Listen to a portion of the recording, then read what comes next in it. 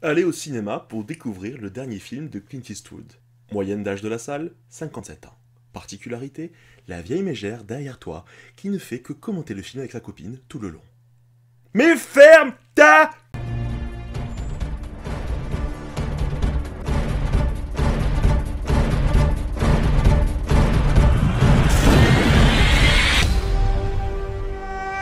gueule.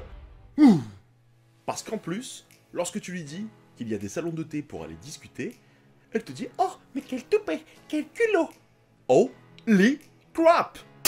Salut la compagnie, j'espère que vous allez bien. On se retrouve donc pour un humble avis sur le film La Mule, réalisé par Clint Eastwood. Mule, produit femelle de l'accouplement de l'âne et de la jument, ou du cheval et de l'ânesse. Mule, sorte de pantoufle pour les hommes et de chaussures sans quartier pour les femmes. Non, bien évidemment, on parle de la mule dans les cartels. La mule, c'est la personne qui transporte incognito de la drogue et qui doit la livrer d'un point A à un point B sans se faire attraper. Ah non, ne te méprends pas, je faisais juste une petite précision. Je n'ai en aucun cas insulté ta culture générale. Appelons un chat, enfin ici, une mule, hein. Au niveau du casting, on retrouve Clint Eastwood qui fêtera d'ailleurs ses 89 ans le 31 mai 2019. Il se fait pas tout jeune, notre cher papy Eastwood. Holy crap. On retrouve aussi Bradley Cooper, Laurence Fishburne, Michael Peña et Andy Garcia. Le scénario du film a été écrit par Nick Schenk, qui à l'époque a travaillé avec Clint Eastwood sur le scénario du film Grand Torino. Il faut savoir que le scénario est inspiré de l'histoire vraie de Leo Sharp, qui a été la mule d'un cartel dans les années 80. Vous avez probablement vu ce message publicitaire qui nous dit que La Mule est le meilleur film de Clint Eastwood depuis Grand Torino. Mais qu'en est-il réellement? Qu'en pensent les spectateurs? Eh bien, je vous livre ici mon avis, il n'est pas la vérité absolue, on est là pour en parler, pour en discuter, alors n'hésitez pas à laisser vos commentaires, toujours dans la bienveillance et la bonne humeur. En tout cas, je vais essayer de vous dire si, à mon goût, ça vaut le coup ou pas d'aller le voir au cinéma.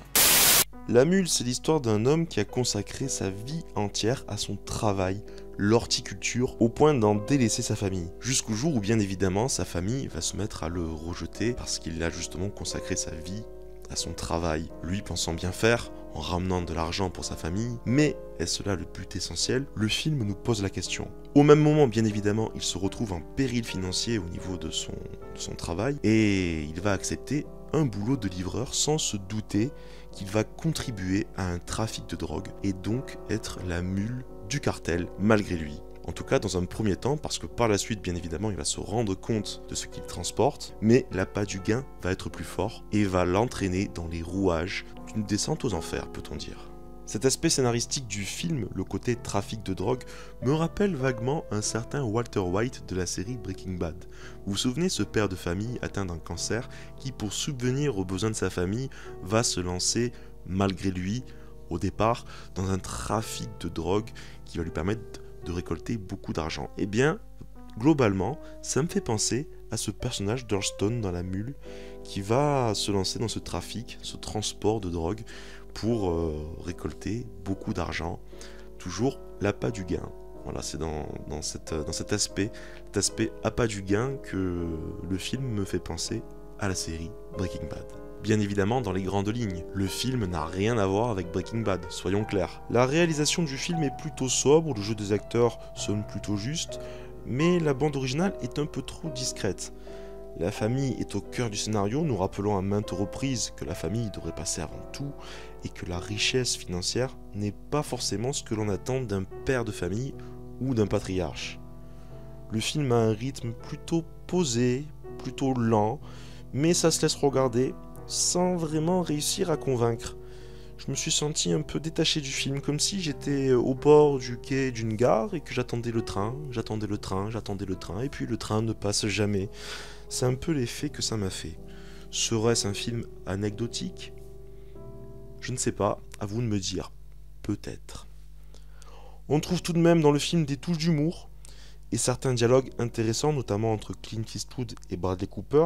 Bradley Cooper qui incarne un agent de la DEA à la poursuite du fameux cartel pour lequel travaille Clint Eastwood et donc son personnage Earl Stone. Au final, c'est un film auquel je n'ai pas accroché, auquel je n'adhère pas. Je pense qu'il manque quelque chose dans le film, par exemple un peu plus de suspense, ou une manière différente d'amener les émotions, ou tout simplement les thèmes qui s'imbriquent mal.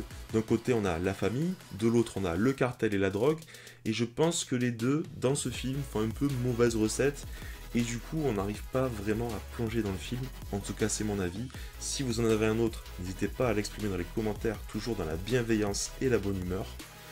J'espère que cette vidéo vous aura aiguillé, et en tout cas, en attendant, je vous souhaite une bonne séance, un bon film, et on se dit à très vite pour de prochaines vidéos, prochains lives. D'ici là, portez-vous bien, et surtout, soyez sages. Ciao ciao.